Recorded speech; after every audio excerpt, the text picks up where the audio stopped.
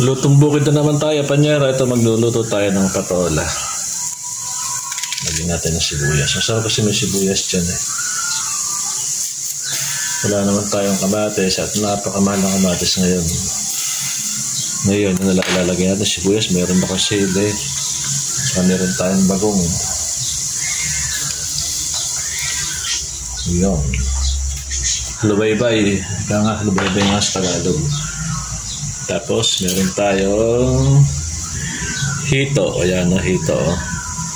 Nagdarang tayo ng hito. Ay, may itlog pa siya. Lalagay natin ang buo yan. Buong hito. Ayan.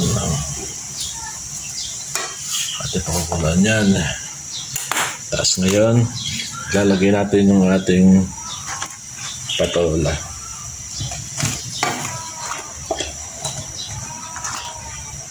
Kumbaga sa sabi sa Tagalog ay bulan lang or abraw.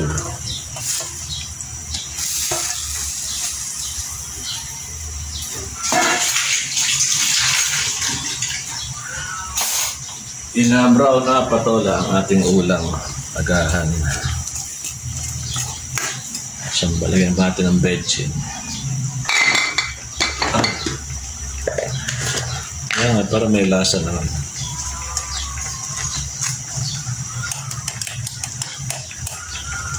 Ayan. Ating pakukulan ng pakukulan dyan yan.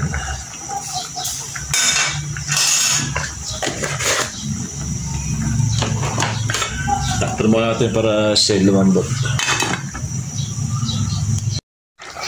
Okay na, Panyera, ating bulan lang oh. Ang ulam ng taga-bukid. Ayan. Sinahugatan na isang buong hito, inihaw. Ayan, ang patola. Inabraw sa Tagalog. Yak!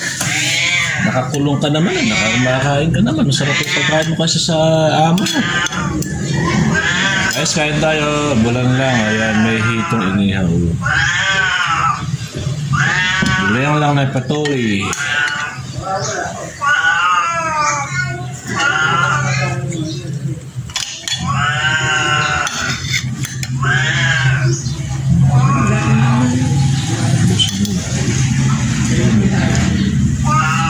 May itlog. Ayan, may itlog na hito.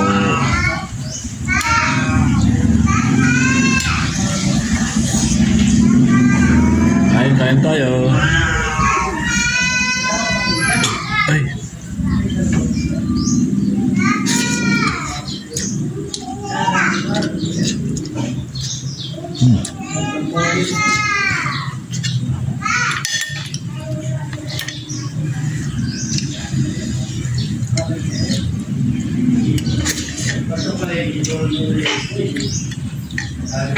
Ay, nagsiula pa.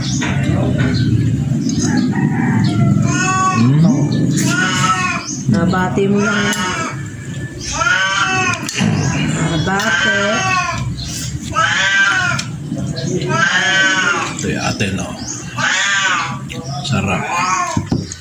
Ito yung murang. Tatlo yun, no? 150? Mura na yun, 50.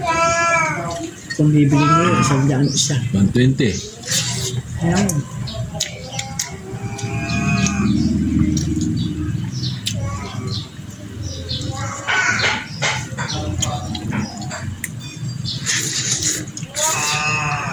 Pagkakuan, ganun na gagawin natin.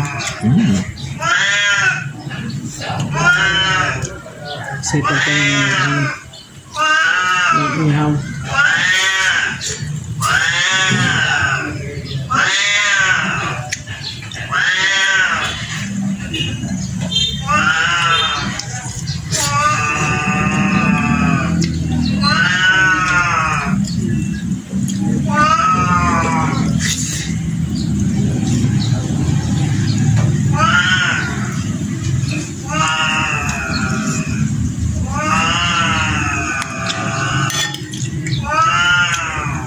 Pole. Ito pa, kumuha ka pang kanin ito.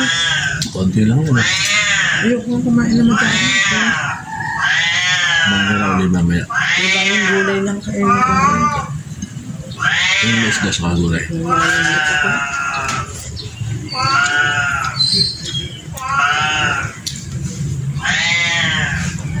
Doon ko kayo tayo, ano?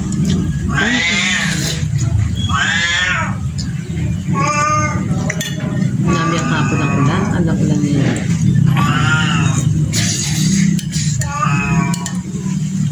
Kasi ang sabi niya ang bagyo, malakas hindi. Sa TV, malakas yun. Ngayong sabi na tuwala lang kung nilito na silman. Ha?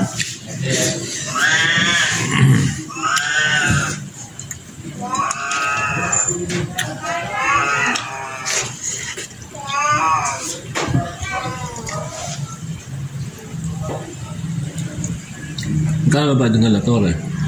20. Oo, 20.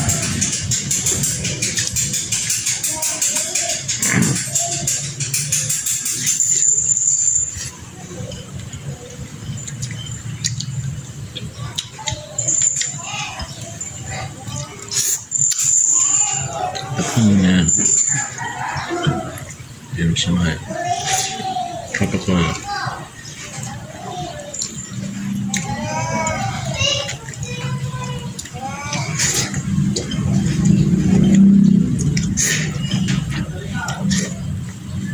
Sarap po. Lamang-lamang ito.